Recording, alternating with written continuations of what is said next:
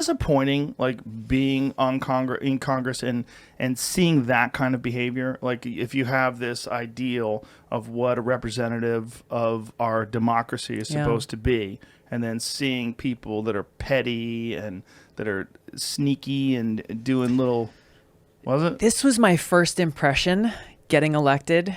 Got elected 2012, got there and sworn in January of 2013. And I remember calling home. I think I was talking to my family, my parents or somebody, and I was like, this place is like high school.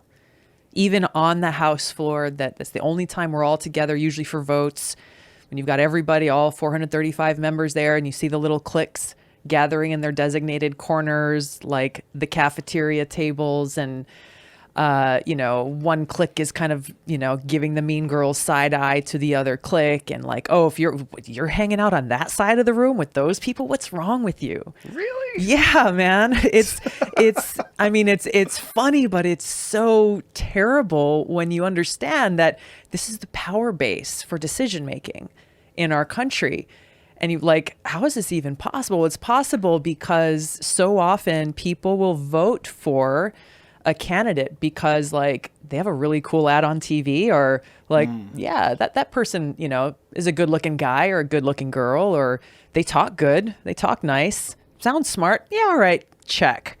Rather than like, all right, what are your capabilities? What are your qualifications? Like, what kind of judgment will you exercise in making decisions that affect literally every single aspect of our lives as Americans in this country?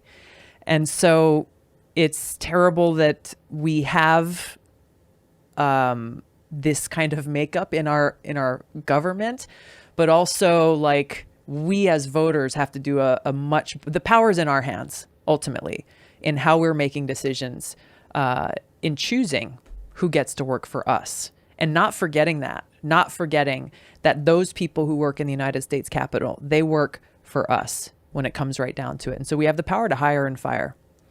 I think that people have developed such a sophisticated way of manipulating folks that the thing about running for office, particularly running for president, it's one of the weirdest things where the most important job ever, you don't have to be qualified, you just have to be chosen. So you don't have to have any experience in government. You don't even really have to know how government works. All you have to do is get enough people that are willing to give you a try, and you can have the nuclear football. Like, not saying Trump, I'm not saying Biden, but if someone comes along, some ridiculously popular person that knows absolutely nothing about government, but they're like, Justin Bieber, he wants to be president? I fucking love that guy. Like, that is not outside of the realm of possibility. No. If you have some incredibly charismatic person and you like them over Marco Rubio or whoever the fuck it is, Ted Cruz, you're like, well, that guy sucks. This guy can sing his ass off. Yeah. Let's go with him. Like, but you're literally giving someone the power to run the greatest army the world has ever known.